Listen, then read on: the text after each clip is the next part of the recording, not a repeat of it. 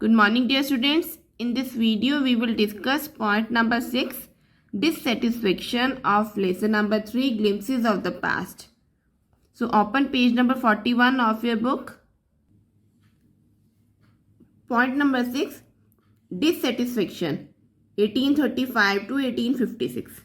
बेटा इस पीरियड के दौरान क्या था, इंडियंस में डिससेटिस्फेक्शन बढ़ती ही जा रही थी. ठीक है, तब के टाइम में इंडिया में एजुकेशन दो ही लैंग्वेजेस में होती थी. फर्स्ट जो थी लैंग्वेज वो थी पर्शियन और सेकंड क्या थी, संस्कृत. तो 1835 में क्या हुआ, 1835 में एक इंग्लिश मैन मैकॉले ने सजेस्ट किया कि इंडियन एजुकेशन में चेंज लाना चाहिए, तो इंडियंस को इंग्लिश में एजुकेशन देनी चाहिए. ऐसा वो क्यों चाहते थे, ऐसा वो इसलिए चाहते थे ताकि मीन्स जो भी ब्रिटिशर्स कहेंगे वो सब इंडियंस मानेंगे. मीन्स उनका रूल तो चल ही रहा था, तो वो इंडियंस को उनकी संस्कृत और पर्शियन लैंग्वेज में नहीं पढ़ाना चाहते थे. ये देखिए यहाँ पर इस पिक्चर में, यहाँ मैकॉले सजेस्ट कर रहे हैं कि इंडियंस को इंग्लिश लैंग्वेज में ही पढ़ाना चाहिए. ये देखिए यहाँ पे मैकॉले जो है ये कह रहे हैं we should teach the natives through the English language. और जो दूसरे इंग्लिश मैन है वो मैकॉले की बात से जो है वो सहमत है. ये देखिए यहाँ पे पर्सन क्या कह रहा है, I agree. Okay, next picture पर चलते हैं. अब सेकंड पिक्चर में ये बताया गया है कि इस एजुकेशन से इंडिया पर क्या इफेक्ट पड़ा. ठीक है, अब इंग्लिश एजुकेशन की वजह से ना कई इंडियंस क्लर्क बने जिनको ब्रिटिशर्स ने अपने अंडर कोई छोटी मोटी नौकरी दे दी. ठीक, बट दूसरी साइड इस एजुकेशन इंग्लिश एजुकेशन का फ़ायदा यह भी रहा कि इंग्लिश एजुकेशन की हेल्प से जो कोई नई जनरेशन आई वे लोग जो है बहुत इंटेलिजेंट, बहुत इंटेलेक्चुअल्स, जिन्हें बुद्धिजीवी कहा जाता है, वो लोग थे. ठीक है, तो ये इंडियंस के लिए फ़ायदे की बात थी. तो अब क्या हुआ, अब इंडियंस को ब्रिटिशर्स की ट्रिक्स के बारे में और समझ में आ गया और एजुकेशन की हेल्प से इंडियंस में बहुत बड़ा चेंज आया. ये देखो इंडियंस आपस में ना डिस्कस कर रहे हैं इस पिक्चर में. मैं आपको बताती हूँ. English education produce clerks to whom the British give petty jobs under them. ये मैंने आपको बताया कि छोटी छोटी नौकरियां दे देते थे ब्रिटिशर्स उनको. Incidentally it also produced a new generation of intellectuals, और बुद्धिजीवी लोगों की जनरेशन आई इंग्लिश एजुकेशन की हेल्प से. और यहाँ पे इंडियंस जो हैं आपस में डिस्कस कर रहे हैं. तो ये देखो फर्स्ट पर्सन कह रहा है we must educate our brothers, हमें अपने इंडियन ब्रदर्स को एजुकेट करना चाहिए. ठीक है, और सेकंड का क्या ओपिनियन है, and try to improve the material conditions, हमें उनकी कंडीशंस में इम्प्रूवमेंट लानी चाहिए.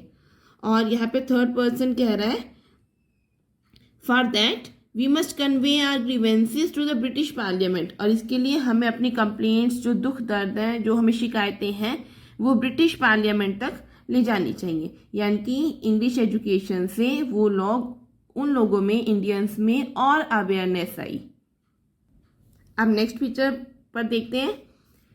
इसमें क्या है, देखो अब 1856 तक, by 1856 the British had conquered the whole of India.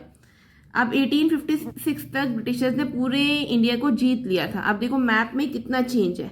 पहले वाले मैप और इस मैप को अगर हम कंपेयर करेंगे तो रेड एरियाज पर ब्रिटिशर्स का कंट्रोल था, और देखो इंडियंस के पास जो है बहुत ही कम एरिया रह गया था, है ना.